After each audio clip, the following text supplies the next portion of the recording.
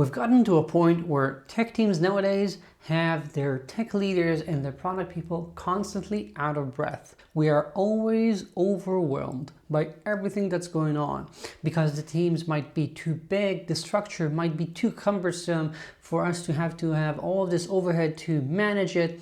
People are doing things in ways that require a lot of hand-holding, that have a lot of mistakes, that have a lot of miscommunications going on. We seem to always need to be there, save the day, have too many things on our plates in any given moment. And now with AI, either you have the stress and the pressure of, oh, you're not using it enough, or some companies I'm seeing where people are using it to an extent where it's like people are throwing things at you constantly. There's a fire hose of new commits, new ideas, new POCs that get to you so much faster than you can handle. All of those things end up in you creating a team that's constantly overwhelming you and you cannot be really in control of. In this video, we're gonna put an end to it. We'll start by understanding that these teams that are always busy, that are too big, too cumbersome, that seem from the outside maybe very impressive, are not really that, and you can change it. These teams are essentially like those guys you see at the gym that are all blown out. They have they have muscles that make them look like the real incarnations of the Hulk. And then you see that skinny guy that I think all of you probably have now on your Instagram or YouTube or whatever, that actually comes and lifts weights that they cannot lift much more easily. And you're like, what's going on? That's the difference between doing it all for show, having only the mass, only the volume of those muscles, as opposed to having genuine strength. This is exactly the same as we have in so many teams. You might have all of those people, you might have those titles, those teams, etc. But when it comes to the actual strength, which is the only thing that we're going to be actively using, the team's ability of doing the right things and moving forward, the impact that it's creating, that's what's lacking. And because we have this imbalance, that's why you feel so overwhelmed. Let's see how you can fix it and start taking the steps today to create a team that's not just all for show and doesn't always leave you out of breath. By the way, if you're new here, hi, I'm Aviv Ben-Yosef. I'm a tech executive, coach and consultant. I help people create teams worth leading because that's too short to lead mediocre teams. And even if these teams that are too cumbersome might not feel like they're average and mediocre, and that's what I'm seeing all over the place. These are not teams that have remarkable impact on the company. These are teams that are just like anyone else. They all have the same busy work mentality. They're all having this copy and paste model of how the organization looks like, how many people we have to hire, how we're working. And this is the fault of the way the industry has been pushing us towards without realizing what really is necessary, what actually does well for a company. We've all been going through this momentum using structures that usually only fit, probably 1% of startups and tech companies, but we're all copying it. It doesn't make a lot of sense, and that's what I think you will want to start addressing. Let's go over the things that you can start changing. Some of these are easier, some of these take more effort, but altogether you can start making progress and get out of the overwhelmed state. First things first, stop making things worse. Stop digging the hole deeper, and that starts with stopping to auto-hire. I don't care if you have open positions right now because you have the budget for, or just because someone's leaving and your knee-jerk reaction is to staff those positions. But I'm telling you right now to hold it. Maybe you'll realize that, you do need that person. But a lot of the times, this automatic hiring, we're just putting people there because we have an open position, because someone just left, means that we don't take a second to take stock and think, what actually do I need here? Just because we had someone doing it doesn't mean that we still need to. Two things that I'm seeing a lot when we take a second and think about the situation. One, sometimes We don't need that person specifically for that specific position because the team can distribute the extra work aided by the changes that have been happening, aided by AI, and we actually don't need a specific person for that role. Maybe we can put that budget somewhere else. Two, actually, and this is something that I'm seeing in a lot of companies that raised a lot of money initially and are now struggling more, we have these extra hands in the team where we don't actually even know what we're doing with them. If we're honest with ourselves, a lot of engineers right now end up doing things just because they're already there. Product feels like we have to do something with them. They're there. It's our responsibility to feed the beast, to give it all the tickets that it needs to chew on in order to work. And because we have that situation, and I know that it sounds a bit insane, but I assure you, for many companies, this is what's happening, whether you realize it or not. We have these people, even though they don't have impact, not because they necessarily are the wrong people or they don't do things well, but because we have more people than we actually need in any given position. If you're pre-product market fit and you already have a dozen or two of engineers, you're probably doing things wrong. And when they're already there, product end up having to feed them these features. But if for a second we just entertain the thought of not having someone join the group immediately after that person has left, you might think, okay, actually, what would happen if we just decided to delay that feature, that part of the system that that person was responsible for? Probably nothing, because a lot of times they weren't working on something that important, or if they were working on something that important, we can shift things around in the team so that the team does the important stuff, and the bottom stuff, the things that are not that important, we're just doing because we had the capacity but don't actually matter. We can just let those go. You don't necessarily need to put someone else in the team. So stop it with the auto hiring and think, what does your team actually need to do? Does every person in the team have a real, tangible, positive ROI for the company? You want to be in a position where every engineer ends up bringing to a company a lot more than their compensation when it comes to the impact, to what they're creating for the company. If you're pre-product market fit, okay, that's probably not there yet, but that needs to be your vision, where I'm adding engineers because it's actually increasing the company's revenue, increasing profit, allowing it to actually make more money. I know that it's something that a lot of CTOs never think about, but that's actually the only viable way of doing it, especially nowadays. We've come to the rude awakening and we have to start treating things correctly if we want to create teams that actually are viable. The next thing you can do to stop it with the overwhelm is to simplify processes as much as possible. Sometimes what I do with teams is I say, okay, cut it out. We're starting from the bare bones. I'm stripping your calendar out of everything, and we're starting by putting back only those things that are critical, that we see that are lacking if we don't have them, and we start building things anew. This is sort of a format. You know how in the old Windows 95 days, you got into a point where your computer wouldn't move and you'd say, okay, it's time to format it. And we would just move the handful of important files that we actually had, format the hard drive, reinstall everything bit by bit until it became two-language all over again, and we do the same process. It just might be that you've gotten to the same sort of situation with your team because we've added a lot of cruft, a lot of processes, a lot of meetings, structures that no longer make sense. I want you to have a reset. And I know that this is not simple. This is something that a lot of times I do with people because they need some external help.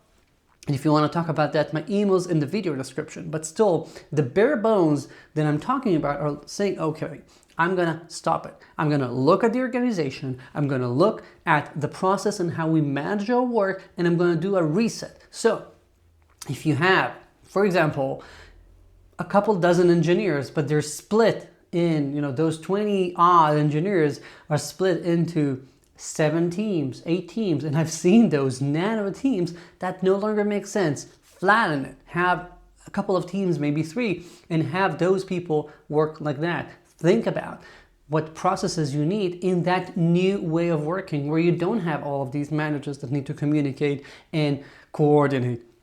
Think about what roles people need to have in order to make those things better. Think about how they will decide what to do. Think about how will product talk to them, and create only those bare bones processes to support that. As you're making progress, change things up, make changes if needed, but don't start with an entire framework to support this weird, cumbersome, unmanageable things that you've created just because you've gotten this momentum, just because you're already there. Right now, I'm recording this at the beginning of 2026. It's an amazing time to have a reshuffle, start things anew. As we say, start tabula rasa and just start doing things from a blank slate. You just might end up realizing that under all of this craft, you've got an amazing team that was waiting to be rediscovered. Third, get a solid whip, work in progress. You remember when we used to talk about that? Nowadays, with Cloud Code and everything, people think like, yeah, it makes sense that in every single moment, I need to have like 5 different agents running, doing things, etc. There are situations where this actually pays off, but a lot of the time, when we allow ourselves to do that, we're actually no longer prioritizing anything. We're abdicating on the concept of having intuition, having goals, having a roadmap. We're just doing everything possible just because we can, just because we can throw more GPUs at it. But that doesn't mean that you're actually creating a viable product, that you're actually having a vision, you're making product decisions. No, you're just doing everything and hoping that something somewhere sticks somehow. Instead, get a real whip. Think about how many things each team can do in parallel and limit it to something sensible. When you do that, you get a lot of very immediate benefits. First of all, as you can imagine, you have way less context switching because people are not jumping from one feature to the next, and therefore they can actually concentrate much more. Those people are more effective, have better morale, are suffering from less cognitive load, and therefore they have less bugs. They do things that they understand better, and they get each specific task done usually much faster because they're not switching between things all the time. That's one clear and immediate benefit. And not only that we get things done faster and usually with higher quality, so we have less bugs, it also makes things a lot more traceable, and it makes your team outside visibly much better because I can see what's going on, and it's not like we have 50 different tickets all in progress, but I can see every day what's getting done, what's moving to done, because then we can very clearly see what's happening and we don't have everything on the fire and we're wondering when are we finally getting something to eat. You see dishes coming out constantly. This will make it a lot easier for you to manage your stakeholders and see and help them see what's happening and help them get a sense of the real pace of the work of the team. And lastly, this also will make the life much easier for your product people and for yourself, because when engineers are working on so many things together, they always have questions, and then it means that the product people as well have to be doing these context switches and across the entire engineering organization, which is insane. If each engineer is working on one thing at a time, it means that the amount of questions, the amount of context switches that go up to product is going to be much lower, which will finally, hopefully, allow them to be actual product leaders. They will be able to do some thinking, look at the features you've already deployed and think, okay, what's working out, what's not, talk to some clients, look at some data, look at some analytics. When they're constantly fencing your different questions and having to feed you with all of those tickets, they cannot look much into the future, get their head up and look at what's coming ahead. No. They're always like looking one at the next step. They cannot have any bigger picture thinking. And this is something that is an epidemic across so many startups and so many tech companies that I think we can get so much better at if we just allow ourselves to stop trying to do everything all together all at once and move one thing at a time. We're going to be moving much faster in general, but it does mean that right this instant you won't have everything on the fire. That's actually a good thing. And one last tip, stop man-in-the-middling. So many companies nowadays have their VP of engineering, their directors, their managers all act like these hubs that are the connection points of the engineers with the rest of the company. No, I think that the only viable option nowadays that engineers are essentially becoming more and more mini product managers nowadays. And I've been saying for years that we want to have engineers become product engineers. Now that this is happening, we need to give them the access to the outside world. We need to stop being there in the middle, doing all the communication for them and letting them communicate with the outside world. I know, crazy concept. So you want to have your engineers talk to product, talk to designers, talk to market, talk to customer success directly without having to go through their manager all the time, so that this immediate, clear, direct communication allows them to work much faster. They gain so much context, they gain product mastery, which means that they will be able to understand the actual product, the context of what's happening, so they will be able to make so many of those nano decisions that engineers make all day long in a better way, without having to escalate, without having to wait for you to answer them, without having to wait for you to ask someone and then forward a reply to them, etc. You will be able all to work much faster on the things that you care about. And your engineers will grow much faster. They will have the autonomy. They will have the ability to have ownership over what's happening, and things will start running much faster. This is something that I've seen every time that we've tried it. It always works. And if it doesn't work, it means that you have either very lousy managers or very lousy engineers. And either way, it's not sustainable. So do this and start seeing how your life becomes so much better, because you don't have to be doing all of the routing inside the organization, and your team will get the benefit of working like adults. They don't have to wait for mommy to tell them what to do all the time. It also means that they will learn how to talk to people who are not techies in a way that's healthy. I hate it when engineers keep complaining about the product specs not being clear enough and they need everything to be perfect, etc. You're not an LLM. I don't have to write a perfect prompt for you to start your work on the feature, because if I were to do that, I wouldn't need you at the end of the day.